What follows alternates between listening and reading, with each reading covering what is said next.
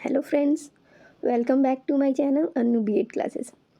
Friends, मैंने अपने hand written notes को पीपीटी में कन्वर्ट किया है जिससे कि आपको अच्छी तरह से पढ़ने और समझने में मदद मिल सके।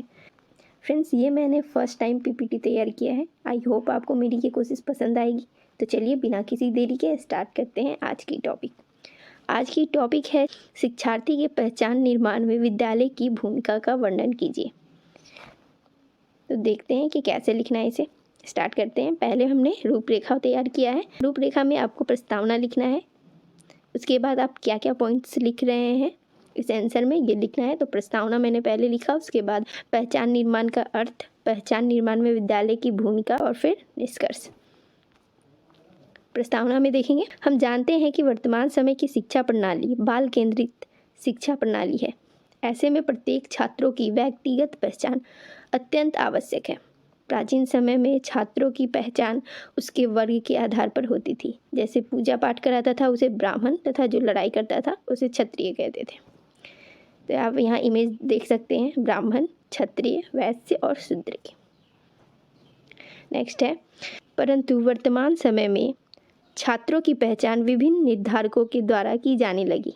छात्रों को उनके रुचि के आधार पर, आवश्यकता के आधार पर शिक्षा दी जा रही है। हम जानते हैं कि बालक किसी न किसी एक निश्चित समाज में जन्म लेकर उस समाज के सदस्य के रूप में कर्तव्यों का निर्वहन करता है, तो दूसरी ओर उसे अपनी विभिन्न आवश्यकताओं की पूर्ति करनी होती है या समस्याओं का समाधान करना होता है, जिसके लिए एक विशेष पहचान की आवश्यकता होती है।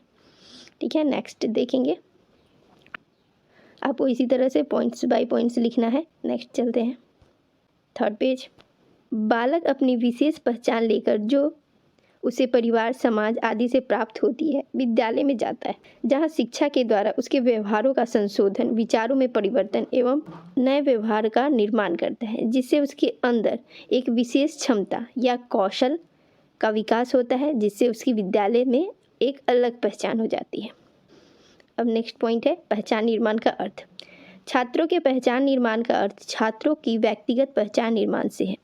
इसका तात्पर्य छात्र के निहित व्यक्तित्व से है, जिसके कारण एक बालक दूसरे बालक से भिन्न होता है या उसकी अपनी पहचान होती है।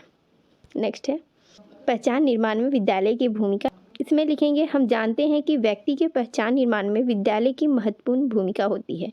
विद्यालय में ही विद्यार्थी को एक ऐसा मंच प्रदान किया जाता है जहाँ विद्यार्थी अपनी प्रतिभा को निखारता है, अपनी योग्यताओं, क्षमताओं को विकसित करता है, जिससे विद्यार्थी की अलग पहचान मिलती है। इससे पहले विद्यार्थी की पहचान परिवार से ही रहता है, यानी परिवार से ही जाना जाता है, परंतु जब वह विद्यार्थी विद्यालय में अपने मित्र समूहों के बीच होता है तथा विद्यालय के छात्र के रूप में होता है। नेक्स्ट देखेंगे, विद्यालय ही एक ऐसी संस्था है जहां बच्चों के शारीरिक, मानसिक, बौद्धिक एवं नैतिक गुणों का विकास होता है, जिससे छात्रों की एक अलग पहचान मिलती है। बालक के पहचान निर्माण में विद्यालय की भूमिका निम्न है। इस तरह पॉइंट्स में भी लिख सकते हैं, नहीं तो मैंने जो पीछे पेज में जैसे लिखा है वैसे भी आप लिख सकते हैं, या तो आप इस तरह पॉइंट्स में लिखें। मैंने दोनों तरीक़ों से लिख दिया है, आपको जो अच्छा लगे वो आप लिखें। चलिए तो इसको पढ़ लेते हैं कि क्या है इसमें। विद्यार्थी अपने संवेगों पर नियंत्रण विद्यालय में ही निर्धारित वातावरण में करता है, जिससे उसकी एक अलग पहचान विद्यालय में बनती है। जब बालक विद्यालय में जाता है तो उसमें नैतिक विकास, बौद्धिक विकास, सांवेगिक विकास होता है, जिससे विद्यालय में उसकी अलग पहचान बनती है। नेक्स्ट पॉइंट है, विद्यालय से ही विद्यार्थी एक निश्चित लक्ष्य की ओर अग्रसर होता है।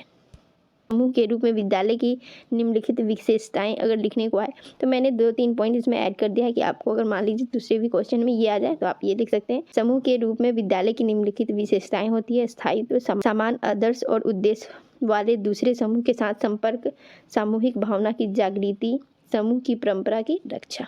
नेक्स्ट है, ये आप देख लेंगे, इस तरह से बना लें। व्यक्तित्व एवं सामाजिक एकीकरण, पहचान स्थापित करने में विद्यालय की भूमिका।